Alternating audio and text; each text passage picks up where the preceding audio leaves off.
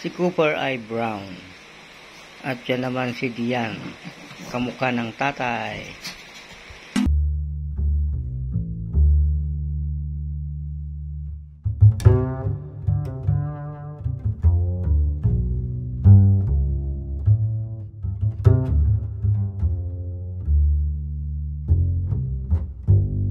Ayan o, kasosyal nila. Dito yan sa kuhan, sa sopa. O, dyan sila sa sopa. O, that will be their fourth unassisted stud.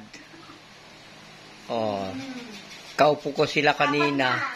Tapos biglang nagsilpo na sila. Ayan o. Ma, halika na, tingnan mo lang sila. Ma, ka na. Buddy, ito si Buddy, siya ang male.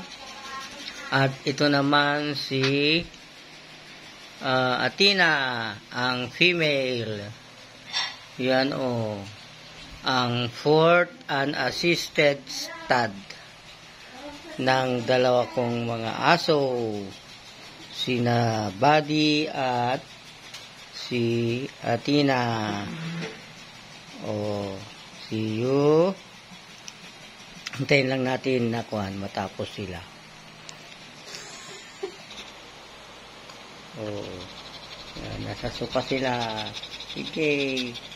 Kada kita. Oh. Athena. Athena. Athena.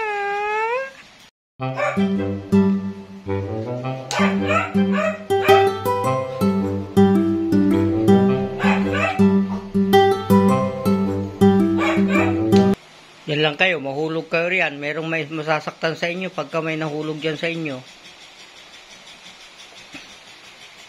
Halika. Ayan, mas maganda yung ganyan para hindi kayo masaktan.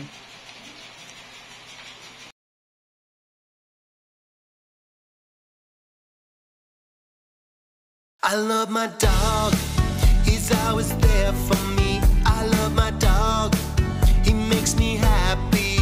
I love my dog, when he's next to me. I love my dog. Binaba namin kasi baka may mahulog sa kanila. Saka isa pa, pagka na tinanggal nila, mababasa yung upuan. Baka babaho, mahirap maglaba. Yan.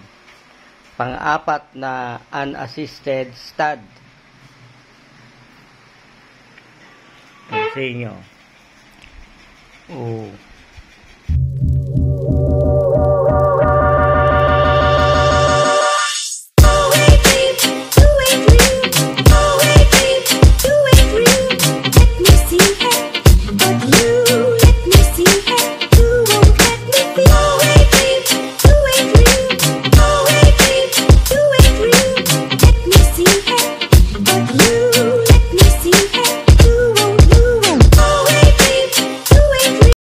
Yan ay anak din nila yan.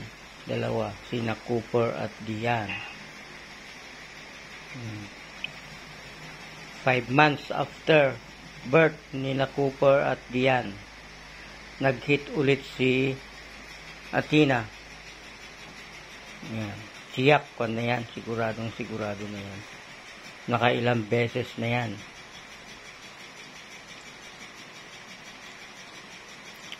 Fourth unassisted.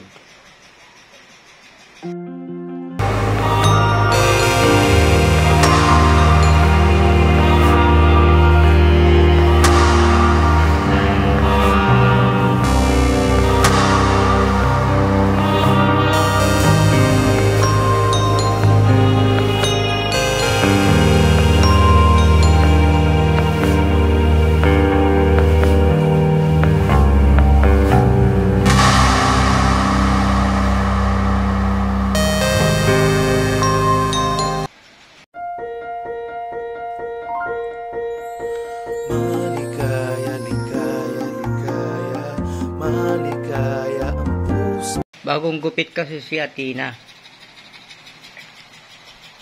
Nung 9th day ng kanyang hit ay pinagupitan ko. 9th day ng kanyang menstruation, pinagupitan ko. Tama pag nanganak. Hindi pa masyadong mahaba ang kanyang buhok. Okay pa rin.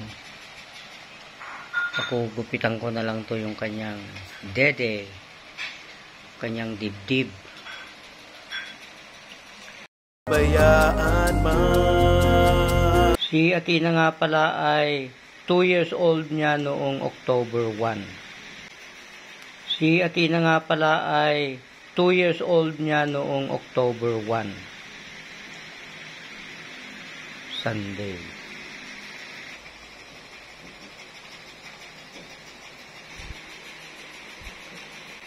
Cooper?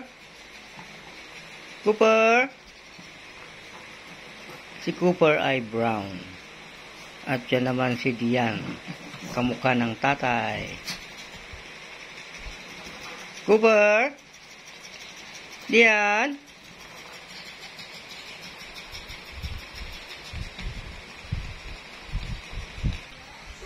After more or less 20 minutes ay natapos yung kanilang mate. At yan ang ganap after ng kanilang mag-meet. Kanya-kanyang aruga sa kanilang mga sarili. Ayan. Siguro hanggang may tago niya, ganyan ang di gagawin.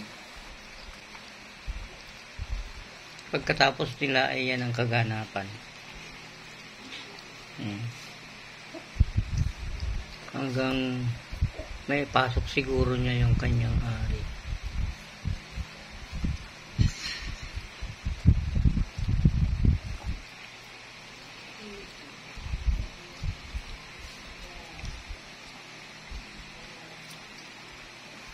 Hindi pa rin na ipapasok.